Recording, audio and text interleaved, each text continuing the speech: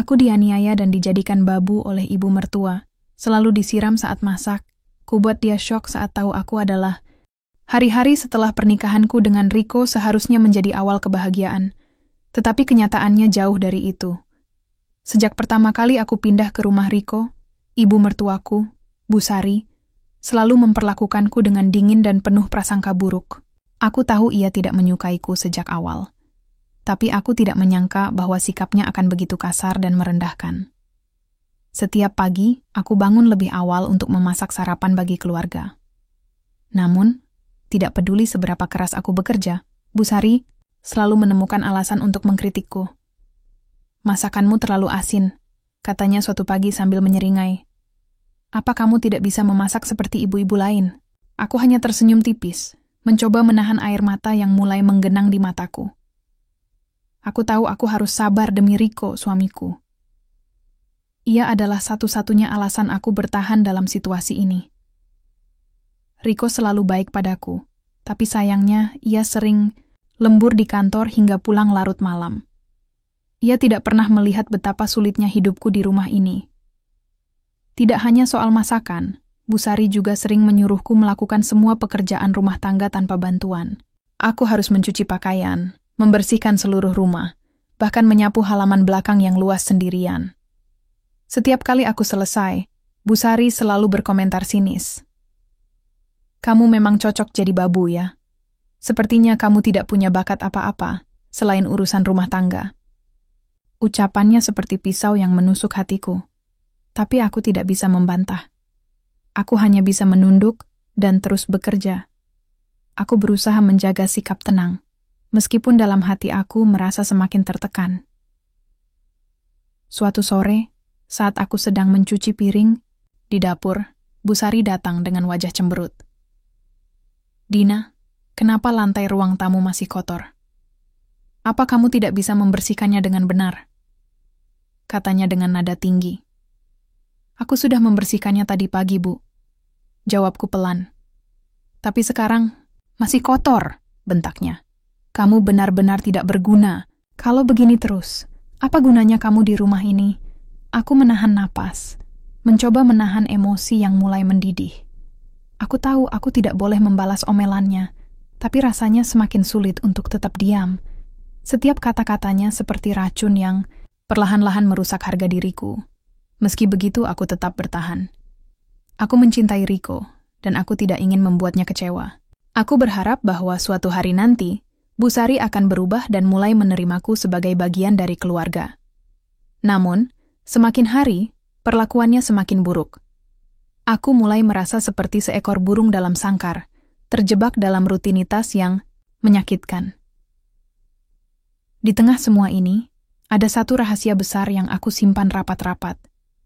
Tidak ada yang tahu, bahkan Rico atau Bu Sari, bahwa aku bukanlah wanita biasa seperti yang mereka kira. Aku adalah pemilik perusahaan kosmetik ternama yang sedang naik daun. Aku memilih menyembunyikan identitas ini karena aku takut dihakimi atau dicap materialistis. Tapi, seiring waktu, aku mulai merasa bahwa rahasia ini adalah satu-satunya hal yang membuatku tetap bertahan. Setiap malam, setelah semua pekerjaan rumah selesai, aku duduk di depan laptop di kamar tidur, mengelola bisnisku secara diam-diam. Ini adalah satu-satunya momen ketika aku merasa bebas dan berharga. Namun, di balik layar laptop itu, aku juga sering bertanya-tanya, sampai kapan aku harus bertahan dalam situasi ini? Setiap pagi, aku selalu bangun sebelum fajar. Ini adalah waktu yang paling berharga bagiku, saat rumah masih sunyi, dan aku bisa memiliki sedikit kebebasan untuk diriku sendiri. Di saat Bu Sari dan Rico masih tertidur lelap, aku menyelinap keluar kamar dengan laptop di tangan, duduk di meja makan sambil menyalakan layar. Disinilah aku merasa seperti diriku yang sebenarnya, bukan wanita yang terjebak dalam rutinitas rumah tangga. Aku membuka email pertama dari timku, membaca laporan penjualan harian produk kosmetik kami. Bisnis ini adalah bayi keduaku, hasil kerja keras bertahun-tahun yang akhirnya membuahkan hasil. Perusahaan kosmetik milikku telah berkembang pesat, bahkan menjadi salah satu merek lokal favorit di pasaran. Namun, tidak ada seorang pun di rumah ini yang tahu tentang pencapaianku itu. Aku memilih untuk tetap diam karena takut akan perlakuan buruk jika mereka tahu aku adalah wanita sukses. Saat aku tenggelam dalam pekerjaan, pikiranku mulai melayang. Aku membayangkan reaksi Busari jika ia mengetahui bahwa aku adalah pemilik perusahaan kosmetik ternama. Apakah ia akan berhenti merendahkanku? Atau justru semakin membenciku karena merasa terancam? Aku tidak tahu jawabannya, tapi aku tidak siap mengambil risiko. Selain itu, aku ingin menjaga hubungan dengan Rico tanpa embel-embel materi atau status sosial. Namun, kadang-kadang, rahasiaku ini membuatku merasa terasing. Di depan Busari, aku hanyalah seorang istri rumah tangga yang tidak berguna. Seseorang yang hanya pantas disuruh-suruh dan dicaci maki. Tapi di balik layar laptop ini, aku adalah seorang pemimpin, seorang bos yang dihormati oleh ratusan karyawan. Kontras antara kedua identitas ini sering membuatku bingung tentang siapa diriku yang sebenarnya. Suatu hari, setelah selesai membersihkan rumah dan menyiapkan makan siang, aku mendapat telepon dari sekretarisku, Nisa. "Bu Dina, ada rapat dadakan di cabang utama sore ini. Bisa hadir?" katanya dengan nada cemas. Aku menghela napas panjang. "Baik, aku akan datang. Aku akan bilang kalau ada urusan mendadak," jawabku pelan, meskipun aku tahu aku harus berbohong lagi kepada Busari. Ketika aku memberitahunya, Busari langsung menyeringai. "Urusan apa lagi? Kamu ini selalu saja punya alasan untuk keluar rumah. Apa kamu sedang cari teman baru di luar sana?" Aku menahan amarah yang mulai membara. "Tidak, Bu. Aku hanya ada keperluan penting." Ya, terserah kamu. Yang jelas, jangan sampai masakan malam nanti terlambat," katanya dengan nada dingin. Aku menggigit bibir, mencoba menahan diri agar tidak melawan. Setelah memastikan semua pekerjaan rumah selesai, aku pergi ke kantor dengan pakaian biasa, kaos polos dan celana jeans. Aku tidak ingin menarik perhatian. Namun, begitu aku tiba di kantor, aku langsung mengganti pakaianku dengan blus elegan dan rok hitam serta sepatu hak tinggi yang membuatku terlihat lebih profesional. Di ruang rapat, para karyawan menyambutku dengan hormat. "Selamat siang, Bu Dina," kata salah satu manajer sambil membungkuk sopan. Aku tersenyum tipis, merasa lega bisa menjadi diriku yang sebenarnya di tempat ini. Rapat berjalan lancar, dan aku merasa puas dengan hasilnya. Saat pulang, aku kembali mengenakan pakaian biasa agar tidak menimbulkan kecurigaan. Namun, di tengah perjalanan, aku merasa ada sesuatu yang aneh. Seperti ada mata yang mengamati gerak-geriku. Aku menggelengkan kepala, mencoba mengabaikan firasat itu. Mungkin hanya perasaanku saja. Aku tidak tahu bahwa di sudut toko kosmetik milikku, seseorang sedang mengamati langkah-langkahku. Dan orang itu adalah Busari. Hari itu, aku tidak menyangka bahwa kehidupan ganda yang selama ini aku jalani akan mulai terungkap. Semua berawal dari kebiasaanku yang sering bekerja di pagi hari sebelum rumah tanggaku dimulai. Aku sudah terbiasa menyembunyikan identitasku sebagai bos perusahaan kosmetik, tetapi kali ini semuanya berubah tanpa bisa kuhindari. Busari, seperti biasa, sedang mencari alasan untuk memarahiku. Pagi itu, ia berkomentar sinis tentang riasan wajahnya yang katanya tidak tahan lama. "Dina, kamu pasti tidak pernah pakai kosmetik bagus," katanya dengan nada merendahkan. "Lihat saja kulitmu, kusam sekali." Aku hanya tersenyum tipis, meskipun dalam hati aku ingin tertawa. Ironis, karena produk yang sering ia gunakan adalah merek kosmetik milikku sendiri. Tapi aku tidak bisa mengatakannya. Belum saatnya. Beberapa jam kemudian, aku melihat Busari meninggalkan rumah dengan tas kecil di tangannya. Aku tidak terlalu memperhatikan kemana ia pergi. Sampai sore harinya aku mendapat telepon dari Nisa, sekretarisku. "Bu Dina, ada kabar baik. Penjualan di cabang utama meningkat drastis hari ini," katanya dengan nada ceria. "Benarkah? Bagus sekali," jawabku sambil tersenyum. Namun sesaat kemudian, firasat aneh muncul lagi. Ada sesuatu yang membuatku merasa tidak tenang. Ternyata, firasat itu benar. Saat aku tiba di toko cabang utama untuk memeriksa perkembangan penjualan, suasana di dalam toko sangat ramai. Para karyawan tampak sibuk melayani pelanggan, dan aku melihat salah satu manajer sedang menjelaskan produk kepada seorang wanita paruh baya. Wanita itu adalah Busari. Aku langsung membeku di tempat. Jantungku berdegup kencang. Apakah ia datang untuk membeli produk? Ataukah ia sudah curiga sesuatu? Saat itu, aku sedang mengenakan pakaian kerja formal, blus putih elegan, rok hitam, dan hak tinggi. Aku baru saja keluar dari ruang rapat dan hendak berbicara dengan tim marketing ketika Busari tiba-tiba menoleh ke arahku. Matanya melebar, seolah tidak percaya apa yang dilihatnya. "Dina?" katanya dengan suara terkejut, nyaris, berbisik. Semua mata di toko itu langsung tertuju padaku. Para karyawan yang tadinya sibuk melayani pelanggan tiba-tiba berhenti. Mereka semua tahu bahwa aku adalah bos mereka, dan kehadiran Busari di sini jelas membuat situasi menjadi canggung. Aku mencoba tetap tenang meskipun hatiku berdebar kencang. "Busari, apa yang ibu lakukan di sini?" Tanyaku dengan nada sopan, meskipun aku tahu betul mengapa ia ada di sana. Busari tampak bingung dan marah sekaligus. "Apa yang kamu lakukan di sini? Kenapa kamu berpakaian seperti ini? Dan kenapa semua orang memanggilmu Bu Dina?" Aku menghela napas panjang, menyadari bahwa saat ini telah tiba. Aku tidak bisa lagi menyembunyikan identitasku. "Busari, maafkan. Aku karena selama ini aku tidak memberitahumu. Aku adalah pemilik perusahaan kosmetik ini." Mulut Busari terbuka lebar, matanya penuh dengan kebingungan dan kemarahan. "Apa maksudmu, kamu, pemilik perusahaan ini?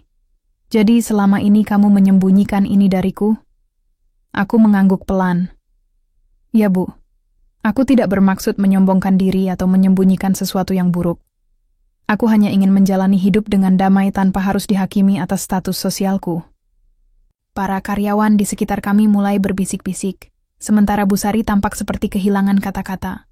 Wajahnya berubah dari marah menjadi malu, dan akhirnya ia menunduk, air mata mulai menggenang di matanya. "Dina, aku tidak tahu," katanya dengan suara bergetar. Aku salah." Melihat Busari menangis di depanku membuatku merasa iba. Meskipun ia telah memperlakukanku dengan buruk selama ini, aku tahu bahwa reaksinya saat ini adalah bentuk pengakuan atas kesalahannya.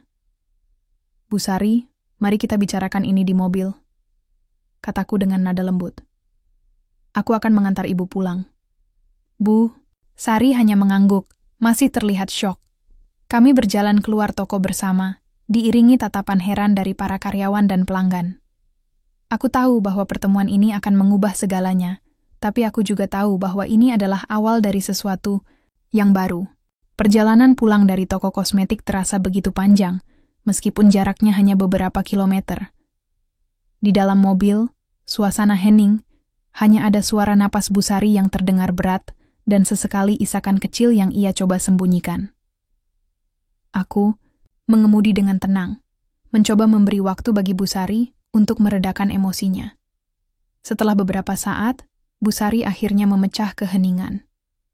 "Dina, aku tidak tahu harus berkata apa," katanya dengan suara bergetar. Aku benar-benar tidak menyadari siapa dirimu sebenarnya." Aku menoleh sejenak ke arahnya, lalu kembali fokus pada jalan. "Busari, aku tidak pernah bermaksud menyembunyikan identitasku untuk menyombongkan diri atau membuat ibu merasa buruk. Aku hanya ingin menjalani hidup dengan damai tanpa harus dihakimi oleh status sosialku."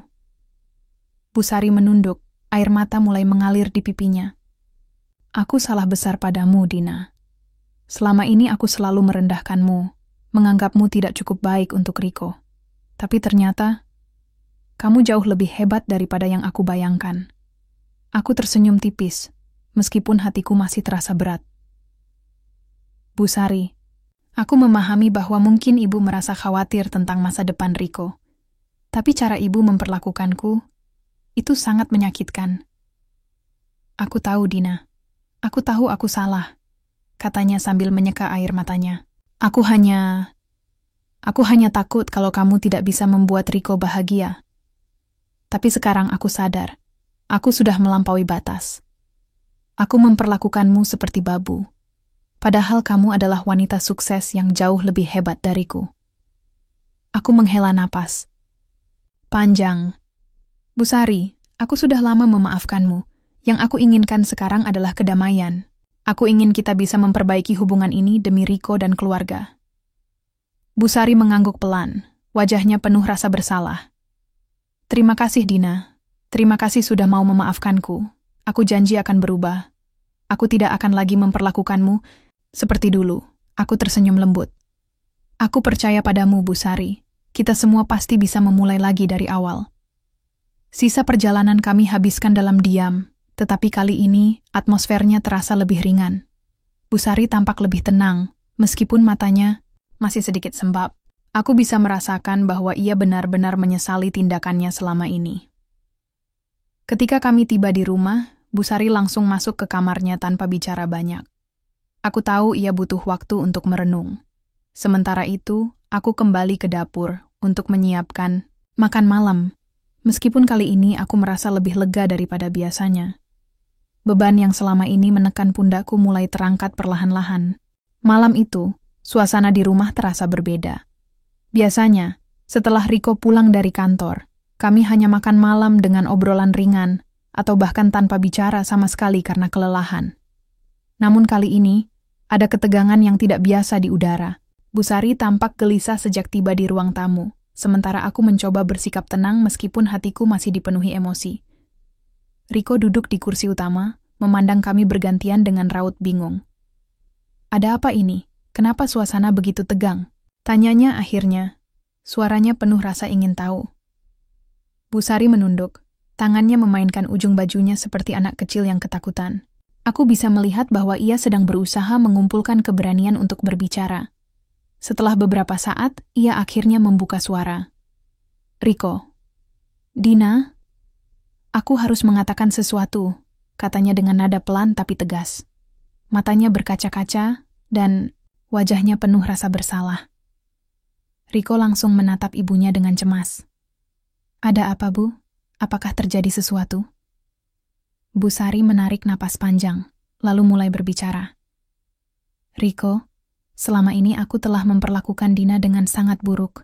Aku sering menyuruhnya melakukan semua pekerjaan rumah tangga tanpa bantuan, bahkan menyiramnya dengan kata-kata kasar. Aku selalu merendahkannya, menganggapnya tidak cukup baik untukmu. Riko terkejut mendengar pengakuan itu. Ia menoleh padaku, matanya penuh dengan rasa bersalah. Dina, benarkah ini? Kamu disiksa oleh ibu. Kenapa kamu tidak memberitahuku? Aku tersenyum tipis, mencoba menenangkan dirinya. Aku tidak ingin membuat masalah, Riko. Aku hanya ingin menjalani hidup dengan damai. Tapi hari ini, identitasku sebagai pemilik perusahaan kosmetik terungkap kepada Busari, dan karena itulah semuanya berubah. Riko tampak bingung. Identitas apa? Apa maksudmu, Dina? Aku menghela napas, lalu menjelaskan semuanya. Aku adalah pemilik perusahaan kosmetik ternama yang sering digunakan oleh banyak orang, termasuk Busari. Selama ini, aku menyembunyikan identitasku karena takut dihakimi atau dicap materialistis. Tapi hari ini, Busari melihatku di toko cabang, utama perusahaanku, dan rahasiaku terbongkar. Riko terdiam, matanya melebar. Ia menoleh ke arah ibunya, lalu kembali padaku. Kenapa aku tidak pernah tahu tentang ini, Dina? Kenapa kamu tidak memberitahuku? Aku tidak ingin hubungan kita didasarkan pada status sosial atau materi, jawabku pelan. Aku ingin kamu mencintaiku apa adanya. Busari kembali berbicara, suaranya bergetar penuh penyesalan. Riko, aku salah besar. Aku memperlakukan Dina seperti babu, padahal dia jauh lebih hebat daripada yang aku kira. Aku telah salah menilai dia, dan aku minta maaf atas semua perlakuanku yang buruk. Riko tampak terpukul. Ia langsung memelukku erat, matanya berkaca-kaca. Dina, aku sangat menyesal. Aku tidak menyadari betapa sulitnya hidupmu di rumah ini. Aku janji akan lebih memperhatikanmu mulai sekarang.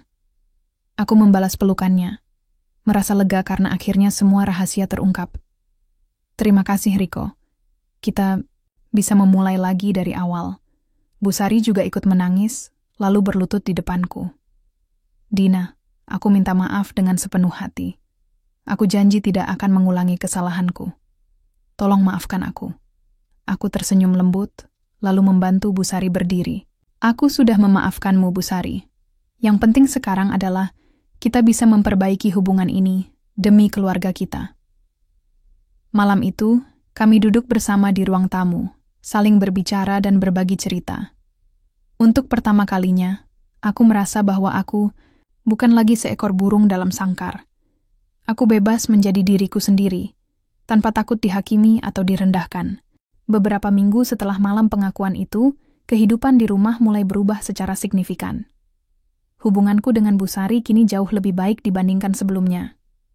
Ia tidak lagi memperlakukanku seperti babu atau merendahkan aku dengan kata-katanya yang kasar. Sebaliknya, ia mulai menghormatiku sebagai menantu dan juga sebagai wanita sukses yang memiliki karier gemilang. Setiap pagi, aku tidak lagi bangun sendirian untuk memasak sarapan. Kini, Bu Sari sering membantuku di dapur. Bahkan terkadang ia memasak untukku. Dina, kamu sudah bekerja keras, jadi biar aku yang masak hari ini. Katanya suatu pagi sambil tersenyum lembut. Aku hanya bisa tersenyum balik, merasa senang melihat perubahan besar dalam dirinya. Riko juga menjadi lebih perhatian padaku. Ia mulai menyadari betapa pentingnya komunikasi dalam hubungan kami. Setiap kali pulang dari kantor, ia selalu mencoba membantu pekerjaan rumah tangga, meskipun aku sering menolak karena tidak ingin merepotkannya. Aku tidak ingin kamu merasa terbebani lagi, katanya suatu malam saat kami duduk bersama di ruang tamu. Kamu sudah banyak berkorban untuk keluarga ini. Aku menggenggam tangannya erat-erat, merasa lega karena akhirnya kami bisa saling memahami satu sama lain. Terima kasih, Riko. Aku sangat bersyukur memilikimu di sisiku. Tidak hanya hubungan pribadiku, dengan keluarga yang membaik, tetapi bisnisku juga semakin berkembang pesat. Setelah rahasiaku terungkap, aku merasa lebih bebas menjalani hidup sebagai diriku sendiri. Aku tidak lagi harus menyembunyikan identitasku sebagai pemilik perusahaan kosmetik. Bahkan, Bu Sari mulai ikut terlibat dalam beberapa kegiatan amal yang diselenggarakan oleh perusahaanku. Ia tampak antusias dan bangga bisa berkontribusi, meskipun awalnya ia ragu-ragu. Suatu sore, aku duduk di balkon apartemen baruku. Ya, aku akhirnya berhasil meyakinkan Riko untuk pindah ke sebuah apartemen modern di pusat kota. Tempat ini jauh lebih nyaman dan damai dibandingkan rumah lama yang penuh kenangan buruk. Udara sore yang segar menyapu wajahku, membuatku merasa tenang dan bahagia. Riko datang mendekat, membawakan secangkir teh hangat untukku. Kamu tampak lebih bahagia belakangan ini, katanya sambil duduk di sampingku. Aku tersenyum tipis.